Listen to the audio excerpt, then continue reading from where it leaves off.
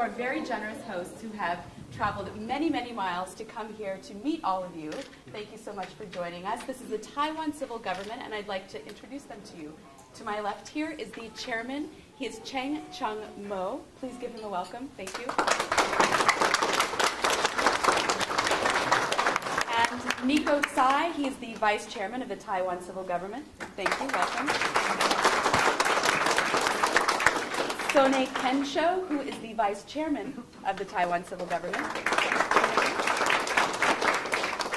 Roger C.S. Lin, who is actually not with us. He's here being represented by John Shea. Thank you.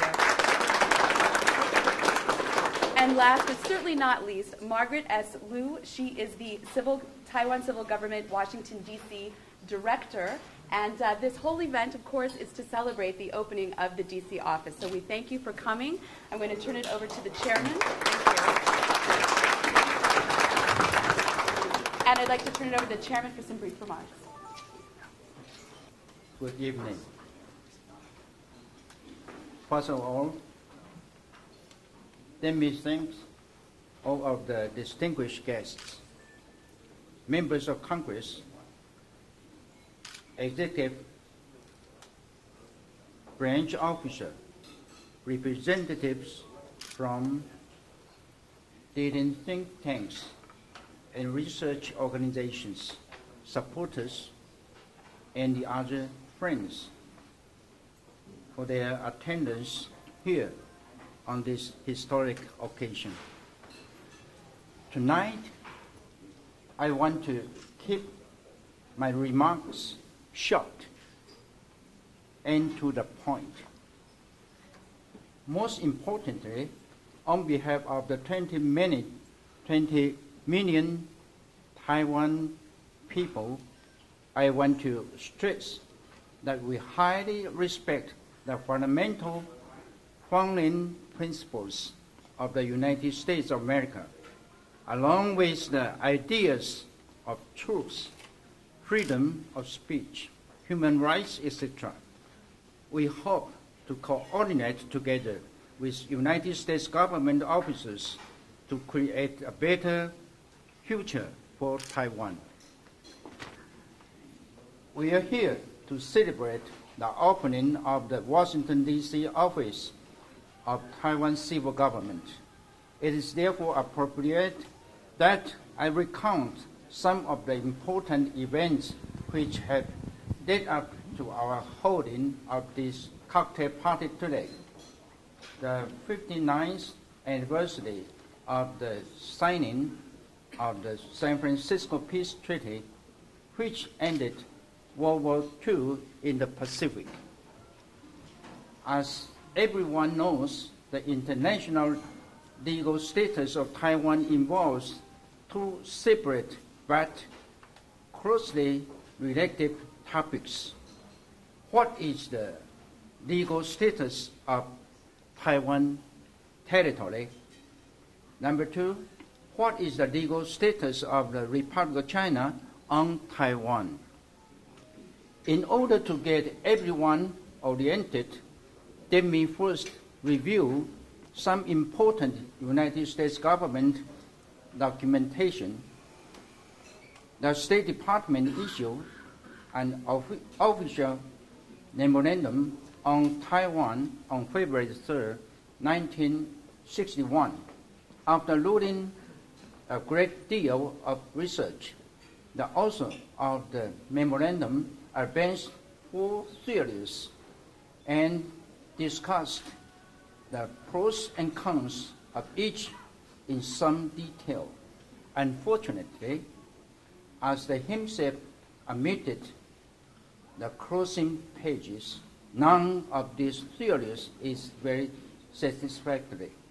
In other words, he was unable to reach any solid conclusions. Some 10 years later, Mr. Robert Starr of the State Department reviewed and expanded the contents of these earlier documents and issued a new memorandum, the Starr Memorandum of July 13, 1971. That is nearly 40 years ago. However, up to the present day, it has not been revised, and it remains the most recent and most widely referenced State Department pronouncement on the legal status of Taiwan. Again, Mr. Starr reached no solid conclusions. To say that the native Taiwanese people and dissatisfied with the current ambitious status would certainly be an understatement. Here in 2010, we need to clarify the situation of Taiwan's status once and for all.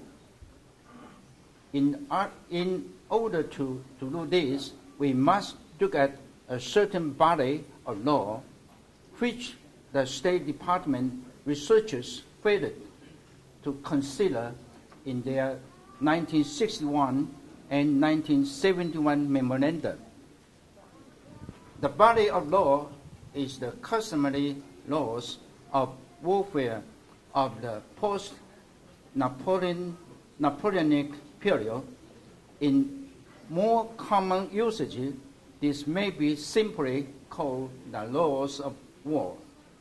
From the perspective, we can solve the riddle of Taiwan's status by referring to the writings of United States Supreme Court Chief Justice John Marshall, who offered this analysis in the famous American insurance company case of 1828.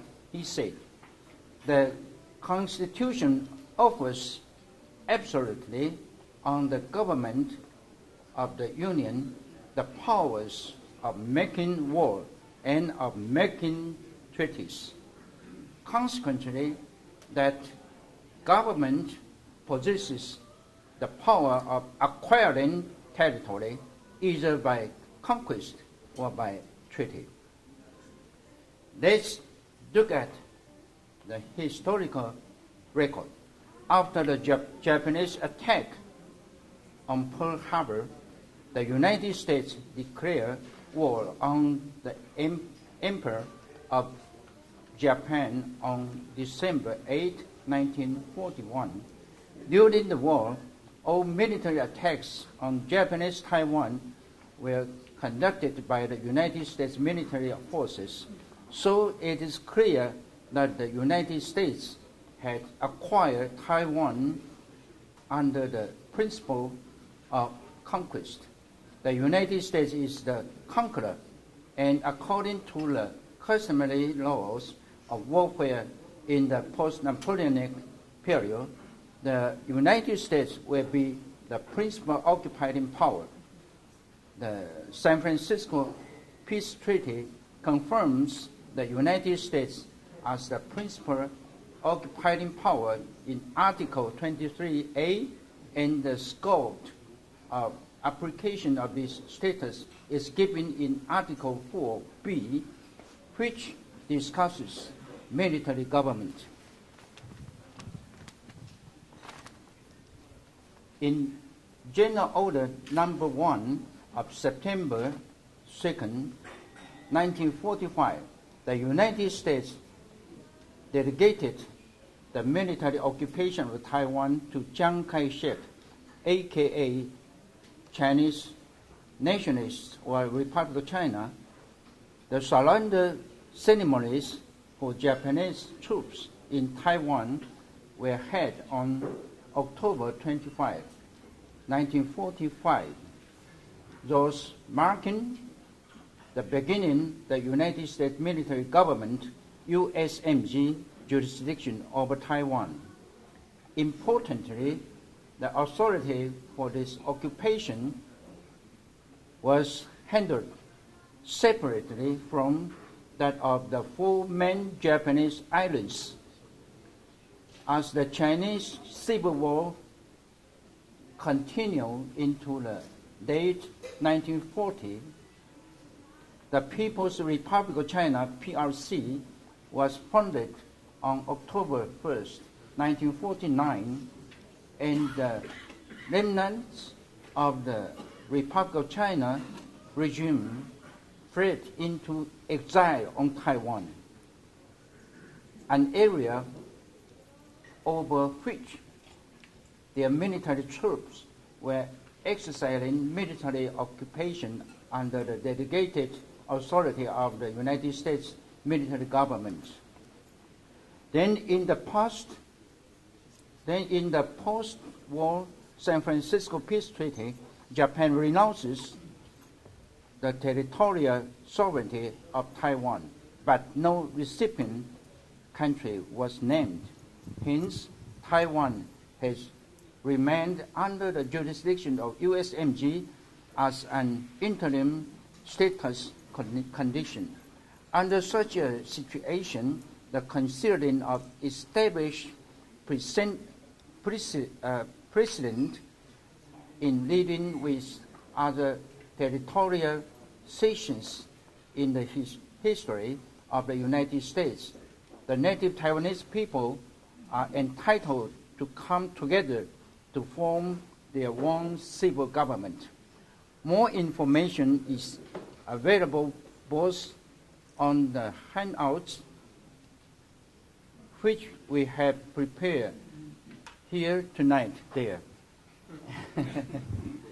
and our website.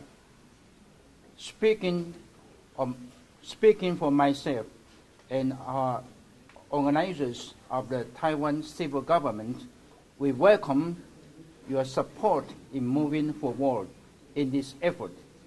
I know that many important tasks lay ahead of us. Thank you very much. Thank you.